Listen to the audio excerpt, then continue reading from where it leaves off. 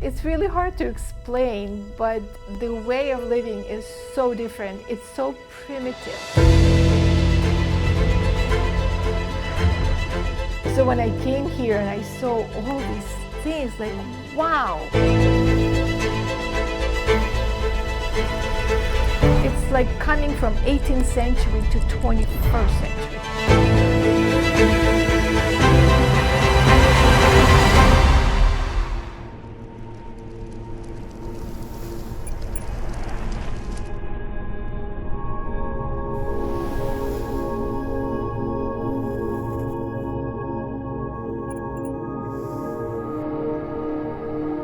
The earliest memories, I would probably say about when I was 5.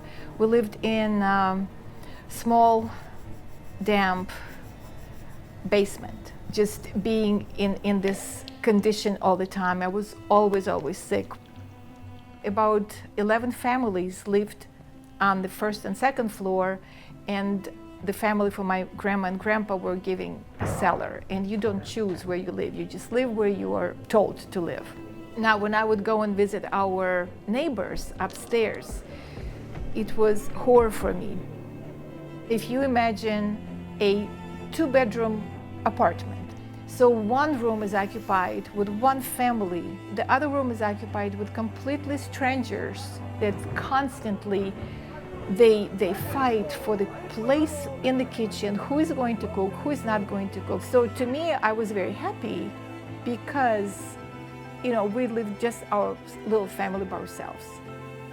One of the most difficult times in 60s when there was complete shortage of food. People were hungry, and every time it's like, Mom, I'm really hungry, just go to bed, go to sleep. You know, you'll feel better in the morning. There was nothing. We didn't have bread, we didn't have sugar, we would drink some just hot water. We were always hungry.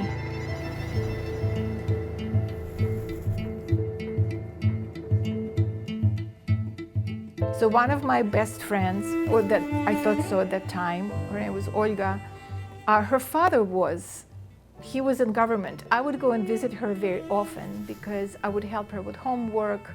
And I would go to her place and like, whoa, she had her own room. They had a big kitchen, and the kitchen was fully stacked. It was everything you wanted it. And I would come home and say, why is Olga has all this stuff? And we don't. And my mom would just, that's the way it is. Just shh, shh, shh. Do not ask questions. So even back then, I started like thinking like something doesn't compute. The socialism is everybody's equal, everybody's even, but was it really equal? They were under strict rules to teach certain things. So they were really big on mathematics, on chemistry and physics. But we also had subjects like Marxism, Leninism, atheism, history of the Communist Party. So this was all propaganda that was fed into us without even knowing that it was a propaganda. It was way of life. At an early age, the Russian child is taught to think of himself as primarily part of a group. While they may play games, there's a purpose for everything. And physical training is an important part of the program.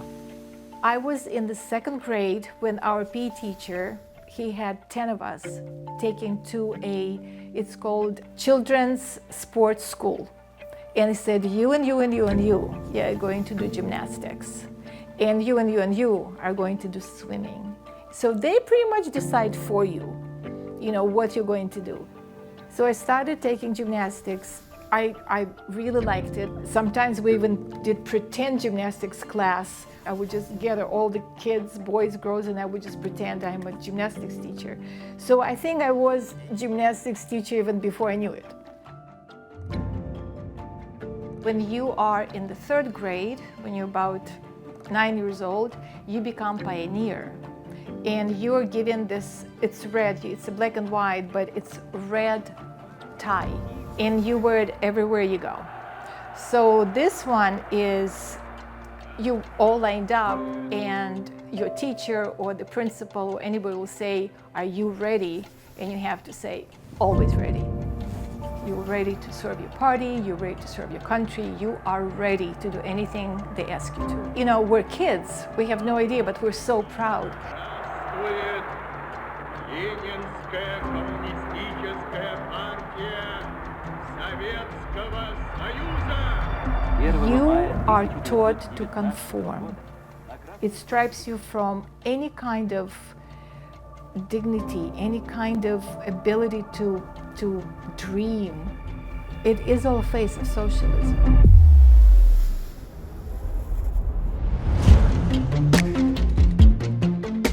We had information, and they all came from the same source, from the Communist Party. And the only thing in the newspapers are how great socialism is, how wonderful people live, how happy everybody is. And look at these capitalists. Oh my God, they're dying. They are nothing but kill people and use people, and we are such a happy nation. And you go outside and all you see is darkness and unhappiness. And like, where's that country? I would love to live there.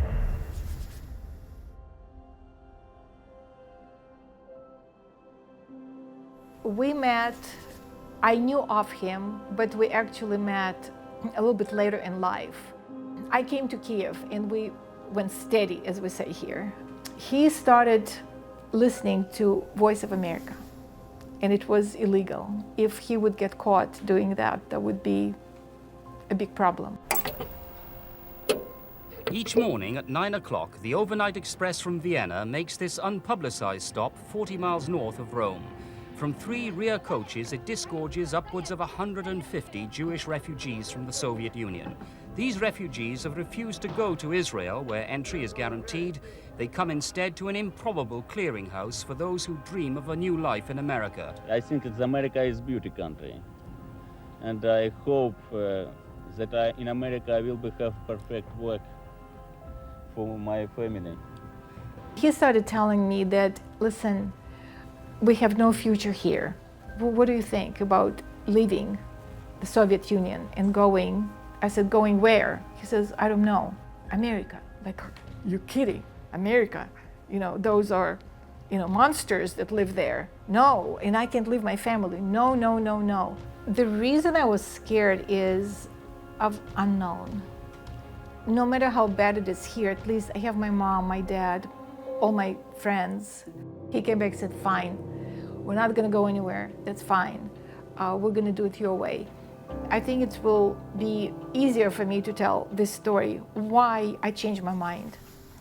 So when we got married, we lived back to the communal living. And for us, in order for us to be together, we stayed on this little futon, which was in the corridor. I had a baby, and I was preparing dinner. So I put the baby right on that futon that my husband and I shared. My husband, Felix, he came home, he picked up the baby, and he came to say hello, kiss me in the kitchen. And maybe not even 4 seconds, it was like 3 steps, the big, huge chunk of the ceiling just fell down right where she was sleeping, not even seconds ago. And that's when I realized that there's nothing that will be good for us here.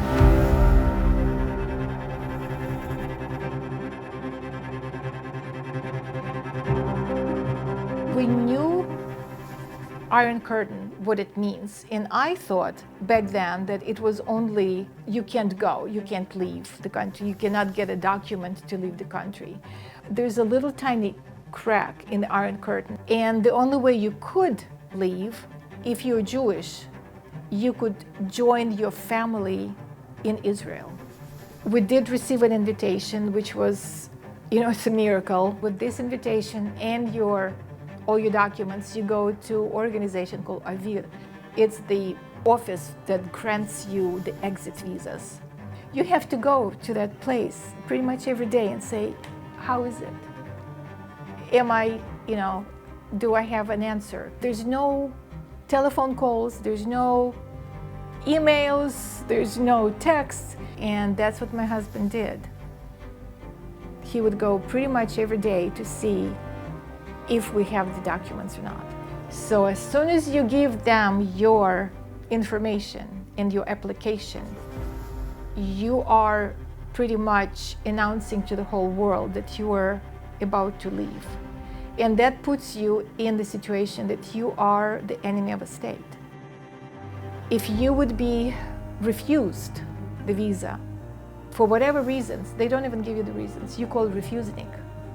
And that means your life is over. You have no job, they can take your place where you live away. You're in jeopardy, pretty much, when you announce to everybody that you want to leave. My best friend at that time, she put in the mailbox many pictures of us, which she cut up herself out of it. And it was like a, you know, like a big, like, in my heart. So one day in June, he called us when I was in Vinnytsia and said, we got it. We got visas. And then you have 10 days to get out, or then visa is not valid. You have to buy tickets, you have to go to the bank and exchange the money, you have to say goodbye to all people that you love, that you may never see again, and you have 10 days to do that.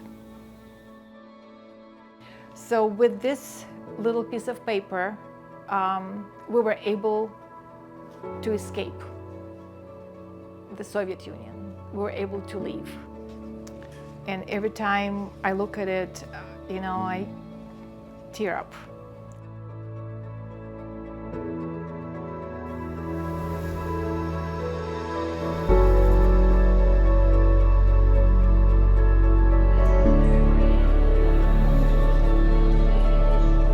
We're in Vienna, in the airport, waiting for our escort to come.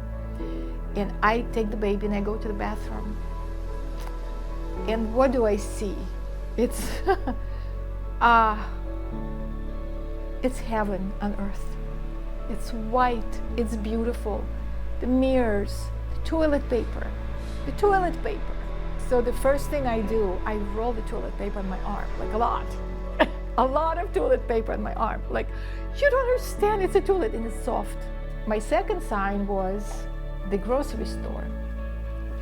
The sights, the smells. It was shock. It was a shock to see how people have this all the time and they don't think it's anything special. If this is the sign that that's what the Western civilization, dying Western civilization is like, I think we're going to make it.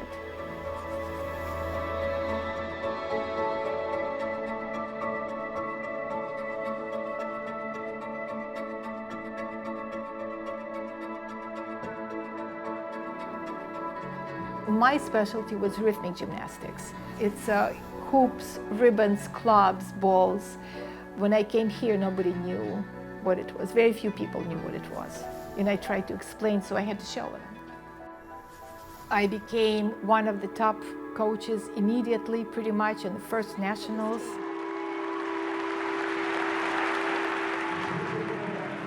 I was watching my boss running business. And my husband was watching our boss running this business, and we can do better than that. But keep in mind that my education was anti-business. Business is bad. So we had to go through that concept and say, business is not bad. Business is actually good. You know, so we ended up going to Orange Park, Florida, which is like Jacksonville area. And the gentleman there had gymnastics school. He moved to Chicago and he says, hey, you guys want to buy it? Like, yeah, we'll buy it. So we bought it.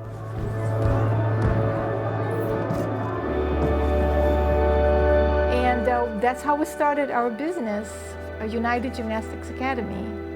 I produced many national team members, girls that represented on Olympic Games, the World Championships, traveled all over the world. I loved it, loved every moment of it. And that's what people say, if you love what you do, you never work a day of your life, and that's how I feel.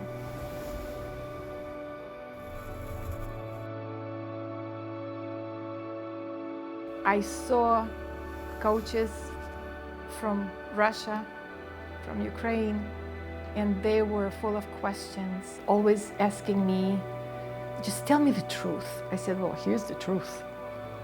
We are so lucky and so blessed here with all the problems that we have.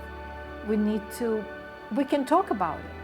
We can talk about the problems, and that's the difference, that from the country I came from, you couldn't talk about the problems because there were no problems.